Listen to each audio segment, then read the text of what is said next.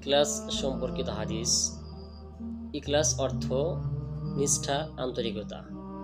ইসলামী পরিভাষায় আল্লাহর সন্তুষ্টি লাভের উদ্দেশ্যে কোনো আমল বা কাজ করাকে ইখলাস বা সহি নিয়ত বলা হয়।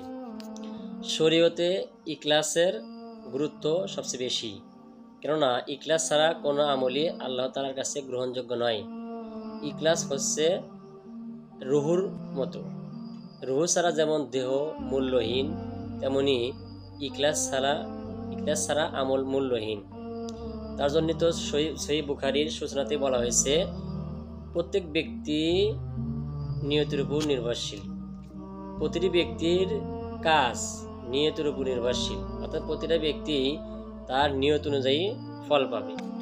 মুসলিম শরীফের হাদিস ৬৭০৮, এই হাদিসে বলা হয়েছে যে আল্লাহ তাআলা অর্থাৎ আবু হুরায়রা হতে বর্ণিত, রাসূলুল্লাহ সাল্লাল্লাহু আলাইহি ওয়াসাল্লাম বলেছেন, আল্লাহ তাআলা কারো ধন সম্পদ আকার আকৃতি দেখবেন না, দেখবেন শুধু তার সহি নিয়ত, ইখলাস যুক্ত আমল। যার আমলের ভিতরে ইখলাস আছে, সহি নিয়তে আছে, সে আমলই গ্রহণ করবেন, দেখবেন। কারো ধন সম্পদ বা আকার আকৃতি দেখবেন না। ইখলাস ছাড়া কোনো আমলেরই মূল্য নেই। হযরত আবু হুরায়রা হতে বর্ণিত, রাসূলুল্লাহ সাল্লাল্লাহু আলাইহি ওয়াসাল্লাম ইরশাদ করিয়াছেন, তিনটি ঘটনার মাধ্যমে পরিষ্কার হয়ে যাবে যে ইখলাস ছাড়া কোনো আমলই গুরুত্ব নাই, কোনো আমলেরই দাম নেই। ১ নাম্বার ঘটনা, কিয়ামতের দিন সর্বপ্রথম যার বিচার করা হবে সে হলো শহীদ। তাকে হাজির করা হবে, আল্লাহ তাআলা তাকে তার নিয়ামতের কথা স্মরণ করিয়ে দিবেন, সে স্বীকার করবে। আল্লাহ তাআলা বলবেন, এর বিনিময়ে তুমি কি করছিলে? সে শহীদ বলবে, আমি আপনার রাস্তায় যুদ্ধ করেছিলাম, শহীদ হয়ে গেছি। আমি আপনার জন্য যুদ্ধ করেছি, আমি শহীদ হয়ে গেছি। আমি আপনার সন্তুষ্টির জন্য যুদ্ধ করেছিলাম। আল্লাহ তাআলা বলবেন, তুমি মিথ্যা বলছো, তুমি তো সেজন্য শহীদ হওনি। তুমি শহীদ হয়েছিলে যাতে সমাজের লোকেরা তোমাকে শহীদ বলে, তোমাকে তা দুনিয়াতে বলা হয়েছে। তার ব্যাপারে বলা হবে, তাকে টেনে হিঁচড়ে জাহান্নামে নিক্ষেপ করো। ২ নাম্বার ঘটনা, আরেকজন ব্যক্তিকে ডেকে আনা হবে, সে হলো আলেম, সে ইলম অর্জন করেছে এবং নিজে কোরআন তেলাওয়াত করেছে, কোরআন শিখেছে এবং অন্যকে শিক্ষা দিয়েছে, হাফেজ।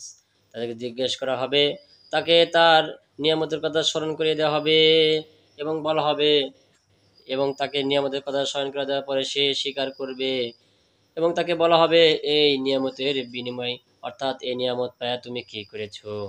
তখন সে হাফেজ আলেম বলবে, আমি আপনার জন্য কোরআন তিলাওয়াত করেছি এবং অপরকে শিক্ষা দিয়েছি। আল্লাহ তাআলা বলবেন, না না, তুমি মিথ্যা বলছো, তুমি এর জন্যই কোরআন তিলাওয়াত করেছো, এই জন্যই কোরআন শিখাইছো যাতে তোমাকে লোকেরা হাফেজ আলেম কারি বলে, তুমি মানুষের নাম পাওয়ার জন্য তুমি এসব করেছো। অতএব তার ব্যাপারে বলা হবে, তাকে টেনে হেসড়ে উপর করে জাহান্নামে নিক্ষেপ করো, অর্থাৎ তার আমলের ভিতরে নিয়ত ছিল না, সহি নিয়ত ছিল না। ৩ নাম্বার ঘটনা, এমন এক ব্যক্তিকে আনা হবে, তার প্রচুর ধন সম্পদ ছিল, তাকে জিজ্ঞাসা করা হবে, তাকে তার নিয়ামত সম্পর্কে তুলে ধরা হবে এবং তা সে স্বীকারও করবে। তাকে বলা হবে, তাকে আল্লাহ তাআলা বলবেন, হে ব্যক্তি, তুমি কি সব স্বীকার করো? বলে, হ্যাঁ, আমি সব নিয়ামত পেয়েছি, স্বীকার করবে। তারপর তাকে বলবে, এই নিয়ামতের বিনিময়ে তুমি কি করেছো? সে বলবে, এমন কোনো খাত নেই যেখানে আমি দান করিনি, আপনার সন্তুষ্টির উদ্দেশ্যে আমি দান করেছি, অনেক সাদকা করেছি। আল্লাহ তাআলা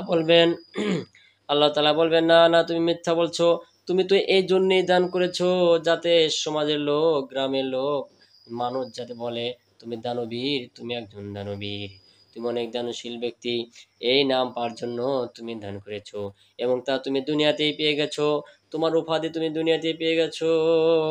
তোমার আমলের ভিতরে ইখলাস ছিল না, সহি নিয়ত ছিল না এবং তার উপরে কথা বলা হবে, তার জন্য এরকম কথা বলা হবে, তাকে উপর করে টেনে এসে জাহান্নামে নিক্ষেপ করো। অর্থাৎ এই 3টি ঘটনার মাধ্যমে আমরা জানতে পারলাম, ইখলাস ছাড়া কোনো আমলই আল্লাহ তাআলার কাছে গ্রহণযোগ্য হবে না। ইখলাস তাহলে কি? ইখলাস হলে নিষ্ঠা, আন্তরিকতা, অর্থাৎ সহি নিয়ত, আপনার কাজের আপনার আমলের ভিতরে সহি নিয়ত না থাকে, তাহলে সে আমল কখনো গ্রহণযোগ্য হবে না। আপনি হাজার হাজার কোটি টাকা দান করছেন, আপনি যুদ্ধ করে শহীদ হচ্ছেন, কিন্তু আপনার যদি ইখলাস অর্থাৎ নিয়ত সঠিক না থাকে, তাহলে আপনার এত ত্যাগ স্বীকারের কোনো লাভ হবে না। আল্লাহ তাআলা আমাদেরকে প্রত্যেকটা আমলের মধ্যে ইখলাস রাখার তৌফিক দিক, ইখলাস সহকারে সহি নিয়ত সহকারে আমল করার তৌফিক দান করুন। আমা তাওফিকি ইল্লা বিল্লাহ।